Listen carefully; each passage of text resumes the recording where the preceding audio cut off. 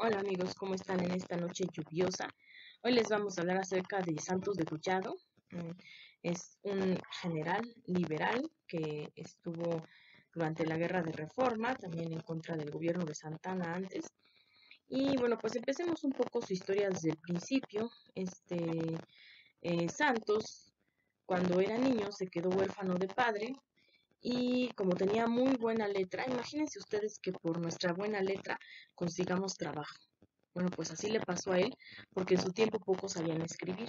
Y de esos pocos que sabían escribir, pues también muy pocos tenían tan bonita letra como él.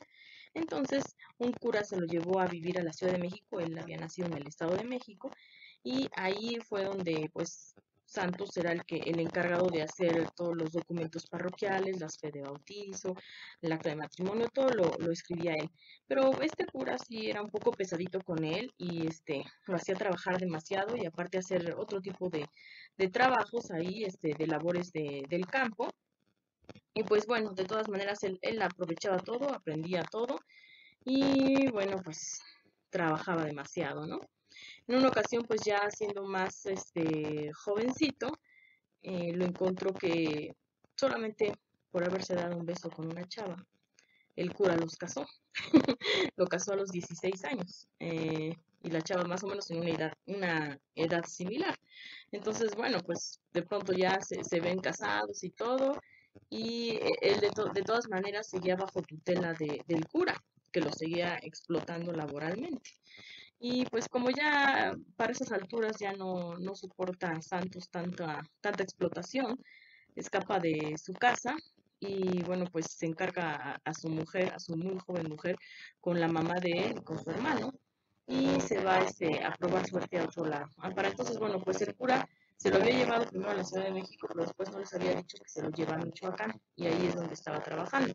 Entonces él, cuando se escapa, se va a la ciudad de Morelia, y ahí es donde consigue otros trabajos gracias a su buena letra.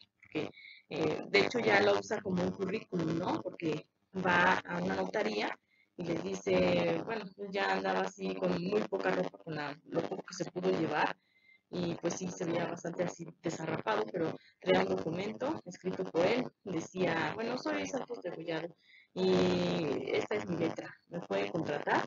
Y ya así lo veían y decían, ay, ¿en serio su letra? No, no, pues sí, vamos a avisar aquí, entonces lo empiezan a contratar ahí en esa notaría. Y después un doctor que era cliente de esa notaría ve estos documentos y dicen, ay, ¿quién los escribe? Y ya le dicen, ah, pues él. Y él, ay, pues éramelo, por favor, porque es muy bueno escribiendo y todo.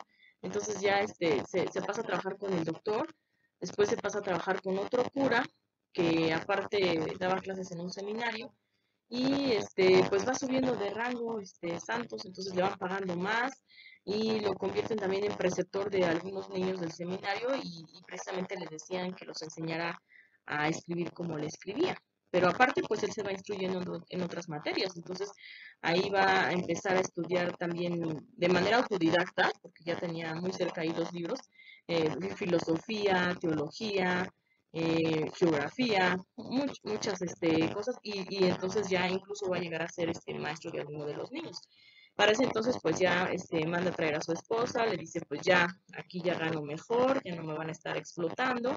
De hecho, pues ya trabajaba muchas menos horas, es decir, bueno, pues ya nada más estaba en la mañana y en la tarde se dedicaba a hacer ejercicio físico porque no quería perder esa condición física que él tenía antes cuando también hacía sus labores del campo por estar todo el día escribiendo sentado, ¿no? Que eso había ocurrido al principio también cuando fue escribano en la notaría.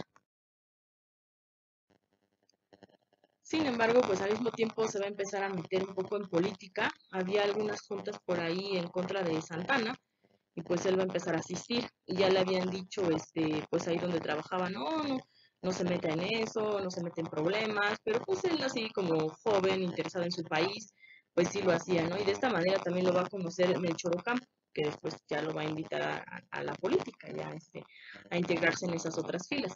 Pero mientras tanto, pues sí, él andaba ahí observando y por eso se va a alejar, por ejemplo, de su mamá, porque dice que no quiere que le vayan a hacer nada, porque nada más andaban ahí fijándose, ¿no? quiénes eran las familias de los que estaban ahí para ir a molestarlas. Entonces él se aleja de su mamá y de su hermano, de su esposa, ¿no? Porque era muy joven y no se imaginaban que ya estuviera casado, pero pues sí, de su madre y de su hermano, sí, como que los deja más a un lado y se los encarga a otro cura, ¿no? Que los van a estar apoyando. Y bueno, pues él sigue ya en esto de la política. Posteriormente también se dan cuenta de que podría ser un buen militar. ¿Por qué? Porque como les digo, pues hacía muchas labores físicas. Y entonces en una ocasión están pues en una feria que hubo ahí. En ese tiempo pues era mucho por parte de la iglesia. Y había como un torneo de montar un toro ahí, ¿no? Entonces era un toro muy bravo y el que intenta montarlo, pues luego lo echa a tierra, ¿no? Y Santos va a decir, no, a ver, a mí déjenme intentarlo, ¿no? Y dice, no, pero como usted, maestro, porque pues ya para entonces era maestro ahí del seminario, andaba así con su trajecito y todo, no, ¿cómo cree? No, van a ver. Y se monta el toro y no lo tira y él pues lo logra dominar y todo, entonces ya todos así le hacen una ovación y todo. Y después también había unos caballos salvajes y él los sabía domar, o sea, porque él sabía todas esas cosas. Después va a aprender también a usar la espada y a ser lancero. Entonces ya no solamente lo van a invitar a la política, sino también a la vida militar. Entonces pues cambia ya de ser pues un profesor, como había sido hasta entonces, pues ya se va a unir en ese tiempo pues ya a las guerrillas liberales, ¿no? En contra de Santana, que era lo que estaban planeando. Pero también en parte pues a la política.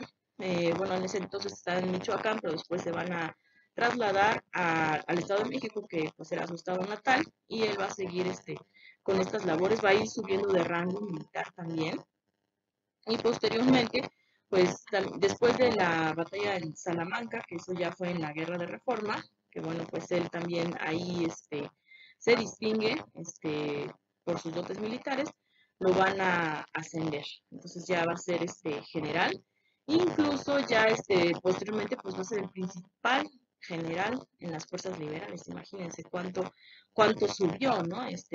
Y de todas formas no era que ganara todas las batallas, muchas las perdía, pero lo que le admiraban a él era su capacidad de volverse a levantar después de esas batallas, formar otra vez los ejércitos, volver a reorganizarse, es decir, nunca se rendía, ¿no? Entonces esa era una como de sus cualidades principales, y así también él pues ya en los campos de batalla tuvo varios discípulos, por decirlo de alguna manera, porque él no había estado en una academia militar, pero lo había aprendido todo pues en la práctica.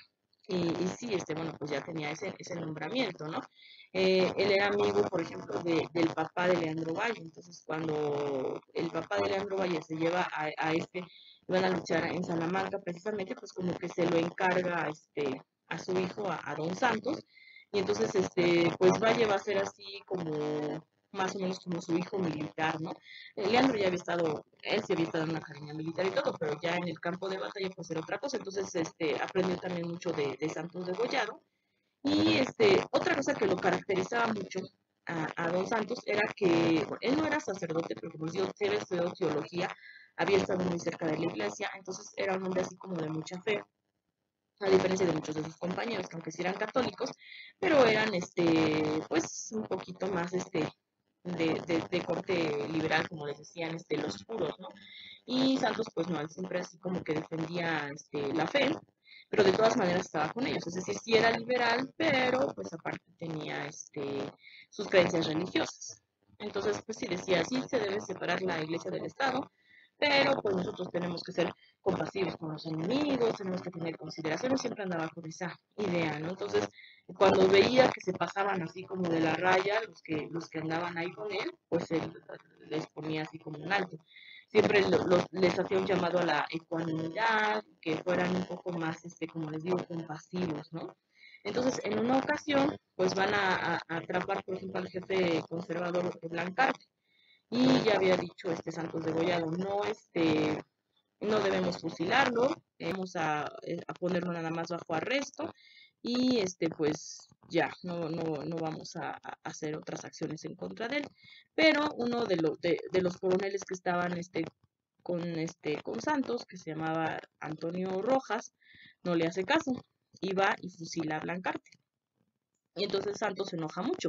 De hecho, ahí estuvo a punto de, pues ya, de irse de la guerra y pues de este movimiento liberal, porque decía que no podían ser así, que no podían ser así de aprovechados, de andar fusilando personas sin juicio, como por ejemplo del otro lado lo hacía Márquez, que no iba a ser como ellos, ¿no? Y bueno, pues ya los demás lo convencen de quedarse todavía con ellos y le dicen, bueno, pues mejor póngale un castigo, ¿no? A Antonio Rojas y él dice, pues sí, va a estar fuera de la ley porque esto que hizo pues no estuvo bien, ¿no? Y pues ya Antonio Rojas le dice, bueno, pues de todas maneras yo siempre he estado fuera de la ley, ¿no? Y le dice que lo había fusilado porque decía él que si había una víbora ponzoñosa que se las tenía que matar antes de que lo pudieran picar y que lo que pensaba es que si lo dejaba vivo, pues que después le podía hacer daño incluso al mismo Santos degollado, ¿no? Y eso se había justificado. Pero Santos decía, no, esas cosas no se deben hacer, nosotros tenemos que ser honorables, ¿no? Y pues así siempre que veía algún exceso siempre reclamaba, ¿no? Con eso entonces lo veían así como un jefe muy honrado, muy honorable, y al mismo tiempo también era muy sencillo y no le gustaba causar molestias, por ejemplo, en las casas, ¿no? Cuando tomaban alguna ciudad y decían, no, no se queden con las familias porque los vamos a importunar. Entonces vamos a quedarnos mejor, pues en las oficinas de gobierno y todo.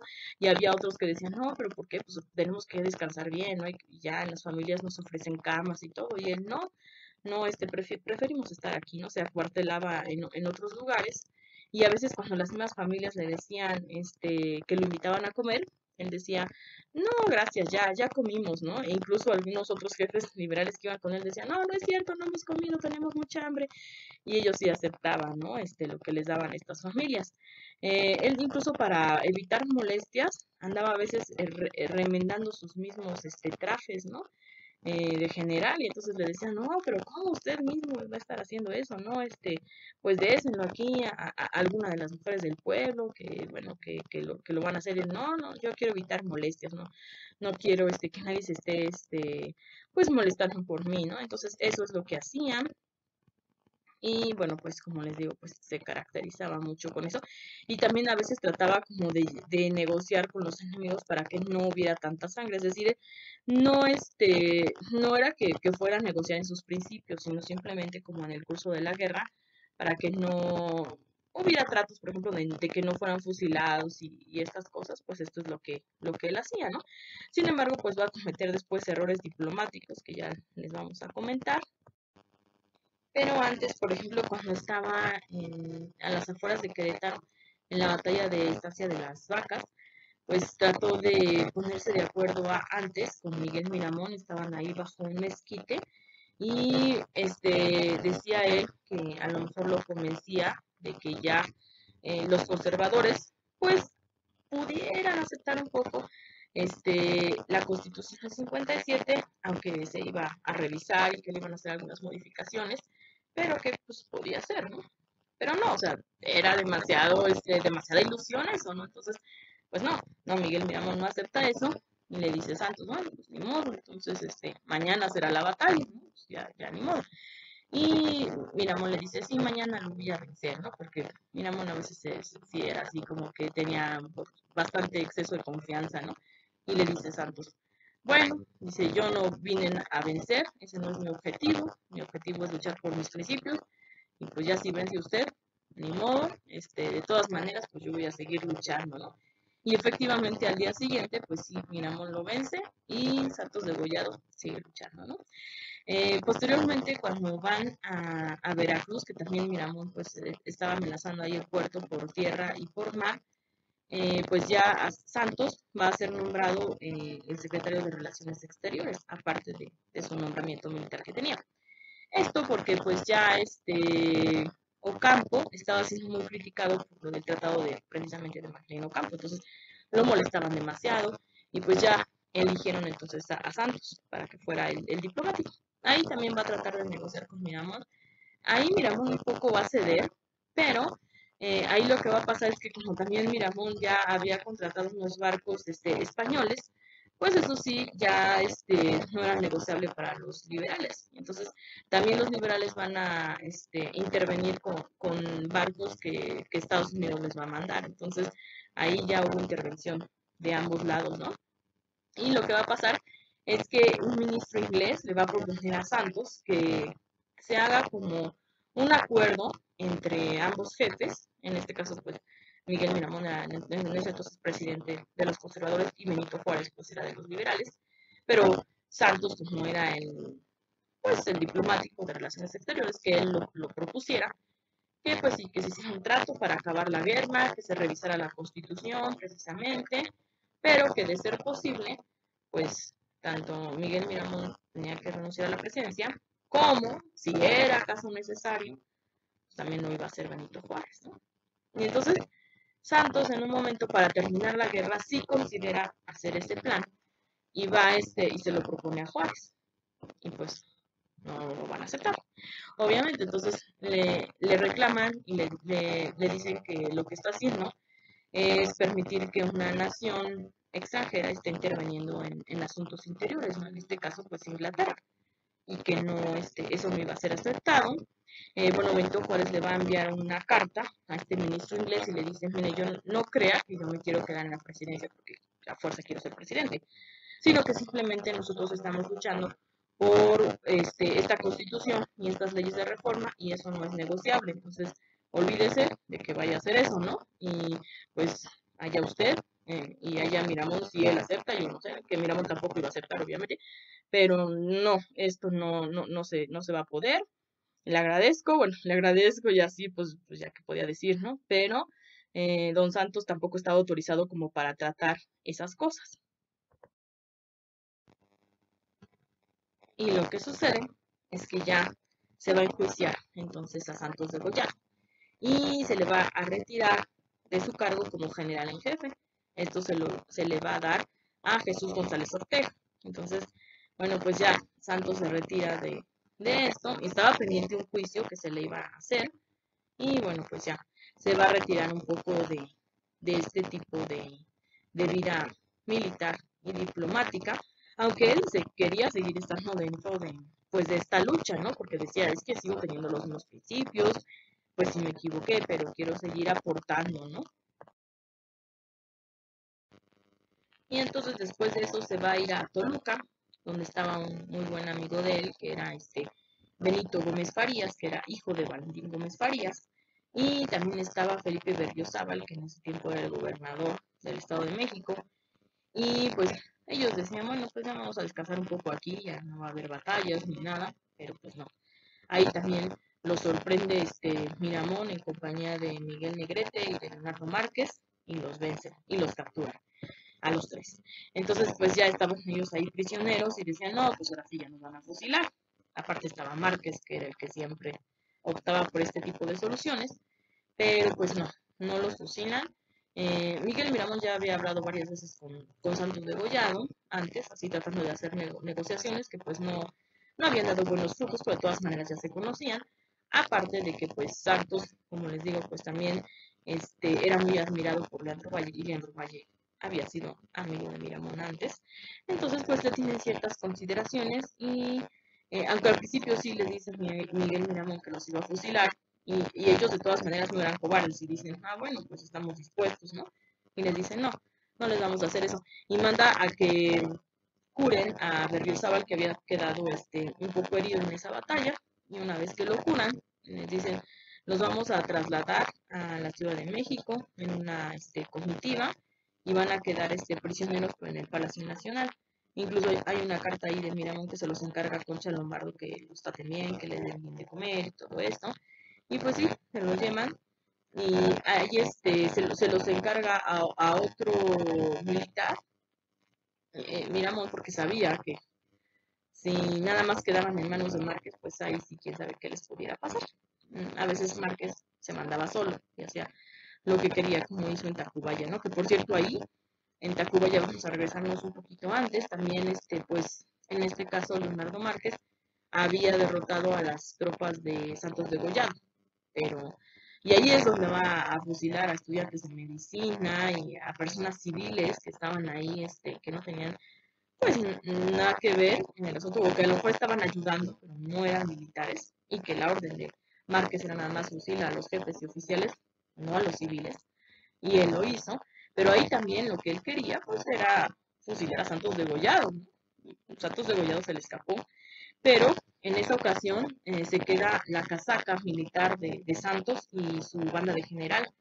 Y pues así como era Márquez, o sea, hasta en eso se ensañaba, agarró la chaqueta, agarró la banda de general y hizo que los lanceros lo picaran, le echaran lodo y todo eso, o sea, ya era un poco así como de locura, ¿no? De decir, no está el enemigo, pero por lo menos con su casaca de general y con su banda hagan esto, ¿no? Bueno, esos eran así como algunas cosas que hacía, ¿no? Pero bueno, en esa ocasión pues sí, se salvó y en esta ocasión también se salva Don Santos, pues ya lo llevan a Palacio Nacional y ahí queda preso. Posteriormente, pues como sabemos ya el nuevo general en jefe que era Jesús González Ortega, finalmente él va a ser el que va a derrotar a Miramón en Calpulalpa. Miramón se regresa a la Ciudad de México y pues ya va a poner en libertad a estos presos, entre ellos Don Santos degollado, y les va a decir que pues él ya se tiene que ir, que ya fue derrotado, pero que les encarga ahí la ciudad, ¿no? Y Santos no va a aceptar que le encarguen la ciudad precisamente porque pues él todavía estaba en juicio en su mismo partido liberal y entonces no quería pues dar lugar a otro tipo de confusiones.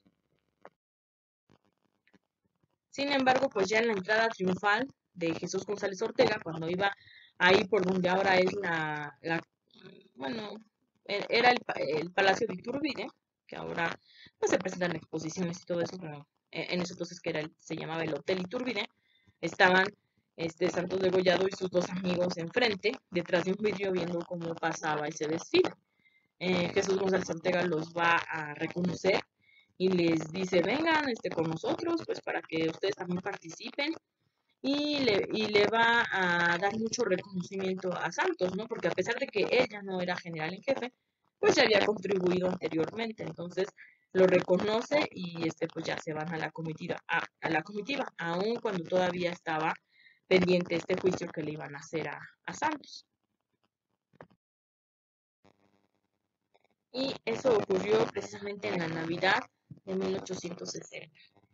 Al otro año, es cuando, bueno, ya prácticamente habían ganado los liberales. Miramón estaba exiliado ya y estaba Félix Zuluaga supuestamente presidente, pero ya era presidente nada más de nombre y había guerrillas en muchos lugares, pero eso sí, Leonardo Márquez ya estaba desatado. Entonces es cuando en junio va a mandar a fusilar a Melchor Ocampo. Y entonces Melchor Ocampo pues fue uno de los primeros que creyó en Santos Degollado de que podía ser diplomático y podía ser militar. Y entonces Santos va a ir a pedir autorización para vengar la muerte de Melchor Ocampo. Y decía, ya sé que estoy en un juicio, si quieren no me den a mí tropas de las que tienen o agreguen solamente a mí una tropa, no quiero que otra vez den mi rango de general en jefe, simplemente quiero colaborar en esta situación. Y pues sí, nos van a decir, bueno, pues sí, está en espera tu situación, pero si quieres contribuir, pues va, ¿no? Ve a ver qué puedes hacer. Y pues sí, va Don Santos ahí a tratar de vengar esta muerte y él decía, y no va a ser contra la gente, no va a ser pues, principalmente contra los que hicieron esta acción.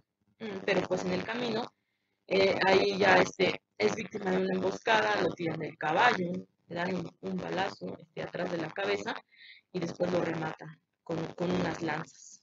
Y pues ahí termina la vida de Don Santos degollado. Posteriormente pues van a encontrar su cuerpo, pero bueno, a él, en vez de que como a Melchor Ocampo sí lo habían colgado después de un árbol, porque se habían enseñado hasta después, a Don Santos sí lo habían enterrado, pero le habían puesto en el ataúd, aquí yace el desgraciado de Santos Degollado. Entonces, no, pues hay que cambiarlo de ataúd primero y pues ya va a hacerle los honores que le corresponden, ¿no? Y ya se lo llevan. Lo habían enterrado en Whisky Luca, por eso Whisky Luca se llama Whisky Luca de Degollado. Y ahí ya después en la Ciudad de México lo entierran en el Panteón de San Fernando y de ahí después se van a llevar al cementerio inglés, pero actualmente está en la rotonda de personas ilustres. Por si después de la pandemia queremos ir a verlo, ahí está ahora, ¿no? Y pues ya, un juicio post-mortem que ya se le hace, pues se le exime de todos los cargos que había tenido y ya se le considera como un benemérito de la patria. Dicen, no, pues él ayudó bastante y aunque pues haya cometido este error, pues ya sí, como que se le quita ese juicio. Incluso cuando ya, después de que Juárez recupera la República, después del Segundo Imperio, que eso ya va a ser después, mucho después, pero si se acuerdan que, bueno, Maximiliano había mandado a hacer una calzada que se llamaba en ese entonces Calzada de la Emperatriz y que ahora se llama Paseo de la Reforma, pero antes de que se llamara Paseo de la Reforma, Juárez lo había llamado Paseo de Degollado, que era en honor de este personaje, de Don Santos. Entonces ahí es donde ya Juárez lo va a reconocer, aunque sea post-mortem, pero pues así va a ser. Y bueno, de hecho también a Maximiliano una vez le contaron la historia de Don Santos y él decía, pues pobre hombre, no lo comprendió su tiempo, no lo comprendió su época, pero va a reconocer que había sido muy inteligente. Y bueno, sabemos que Maximiliano también era liberal. Y Santos pues había luchado todo el tiempo por estos ideales. Y eso es, bueno, como va a terminar su vida en un 15, bueno, la noche del 15 de junio de 1861 a la madrugada del 16. Y después, quien va a vengar la muerte de Santos Degollado va a ser Leandro Valle, que también lo van a matar, que ya hemos explicado en otro video cómo sucedió eso. Pero bueno, pues esta fue la historia de Santos Degollado y esperamos que les haya pues sido de interés en esta noche lluviosa.